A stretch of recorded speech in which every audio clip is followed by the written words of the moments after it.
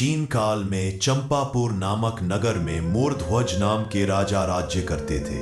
वे अत्यंत धर्मनिष्ठ, दयालु और भगवान श्री कृष्ण के परम भक्त थे। उनके राज्य में सुख, शांति और समृद्धि का वातावरण था। राजा मोरध्वज हर जीव में भगवान का अंश देखते थे और कभी किसी को दुखी नहीं होने देते थे। एक बार महाभारत युद्ध के बाद अर्जुन के मन में थोड़ा अभिमान आ गया कि उन्होंने भगवान श्री कृष्ण के साथ रहकर असंभव कार्यों को भी संभव कर दिखाया।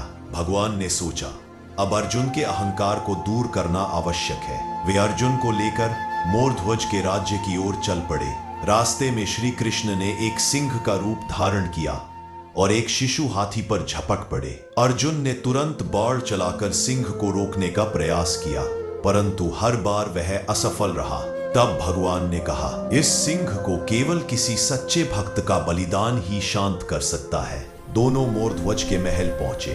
श्री कृष्ण ने एक ब्राह्मण का रूप लिया और राजा से कहा, मेरे यज्ञ की सिद्धि के लिए मुझे एक मनुष्य का शरीर चाहिए जो जीवित अवस्था में काटा जाए। राजा मोरध्वज बिना एक क्षण सोचे बोले, यदि मेरे शरीर की आवश्यकता है तो मैं प्रस्तुत हूं। लेकिन ब्राह्मण ने कहा, नहीं, आपके पुत्र ताम्रध्वज का शरीर चाहिए। राजा और रानी दोनों स्तब्ध रह गए, परंतु उन्होंने कहा, यदि यह भगवान की इच्छा है तो हमारा पुत्र भी अर्पित होगा। स्वयं ताम्रध्वज ने मुस्कुराते हुए कहा, पिता, ये तो मेरे लिए सौभाग्य की बात है। तब राजा मोरध्वज ने अपने ही पुत्र को तलवार से काटना शुरू किया। उनका हाथ कांप रहा था, परंतु भक्ति अडिग थी। उस समय भगवान श्री कृष्ण ने अपना वास्तविक रूप दिखाया और कहा, राजन, बस करो, तुम्हारी भक्ति और त्याग अद्वितीय है। तुम्हारे जैसे भक्त से ही सच्चे धर्म की पहचान होती है। अर्जुन के आंसू बहने लगे।